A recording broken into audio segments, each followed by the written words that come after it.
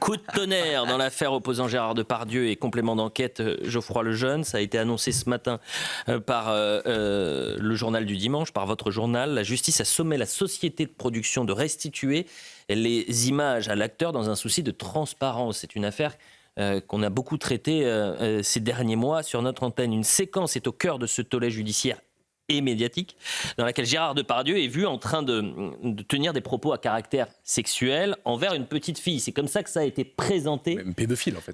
Par complément d'enquête. Ces séquences, ainsi présentées par complément d'enquête, est contestée par l'acteur depuis le début. L'acteur, ainsi qu'Yann Moix, le réalisateur de ce reportage en Corée du Nord, depuis des mois, disent « rendez-nous les rushs » parce que ça n'est pas représentatif de ce qui s'est passé. Complément d'enquête refusé, la production refusait, et il s'avère que la justice a dit « les amis, il va peut-être falloir les rendre ». Alors racontez-nous cette histoire dingue.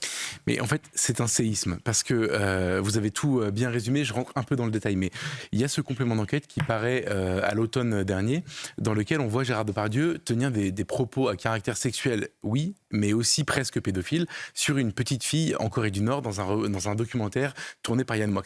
Le documentaire sort, c'est comment dire, un bouleversement absolu, médiatiquement un tsunami incroyable, et Gérard Depardieu dit dans l'indifférence générale, je ne parlais pas de cette petite fille, je parlais de quelqu'un d'autre. Oui, c'est vulgaire, c'est grossier, etc., mais je ne parlais pas d'une petite fille. Yann Moix, qui était présent sur le tournage, dit il ne parlait pas de cette petite fille. Mais France Télévisions et la société de production disent nous maintenons notre version, c'est absolument de elle dont il parlait, etc.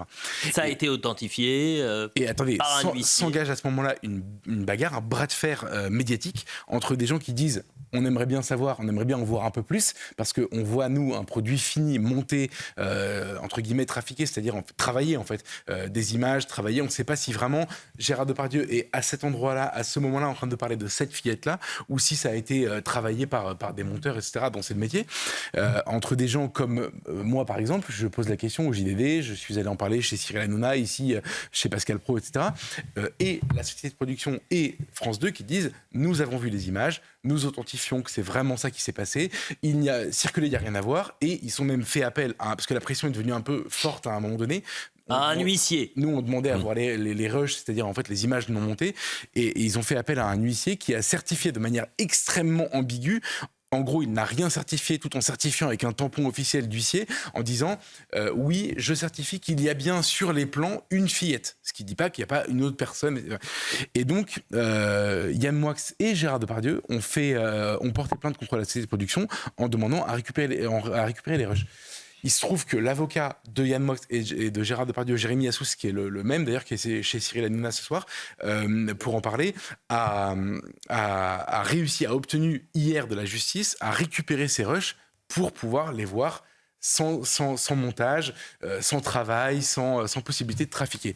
Je crois, si je ne m'abuse, que la société de production a fait appel de cette décision. Absolument. Parce que, en fait, cette société de production ne veut pas, et je ne sais pas pourquoi, ne veut pas rediffuser ces rushs. J'ai le souvenir, le 22 décembre dernier, au moment où l'huissier avait donc confirmé qu'un avocat m'avait envoyé un message qui est régulièrement. Ne te fais pas avoir par l'intervention d'un huissier de justice, c'est une stratégie d'avocat, je le sais, je l'ai déjà fait. L'huissier n'a aucune compétence pour authentifier cette vidéo, l'huissier n'a pas le droit d'interpréter la vidéo, l'huissier ne peut faire qu'une chose, écrire et décrire ce qu'il voit et ce qu'il constate. Mais je vous l'avais dit ici d'ailleurs, je vous l'avais dit ce jour-là, et ce qui est intéressant, c'est qu'en fait, ils ont gagné beaucoup de temps. Et d'ailleurs, peut-être en faisant appel, ils vont en gagner. Mais ce qui est intéressant, c'est que moi, j'ai eu Gérard Depardieu au téléphone aujourd'hui.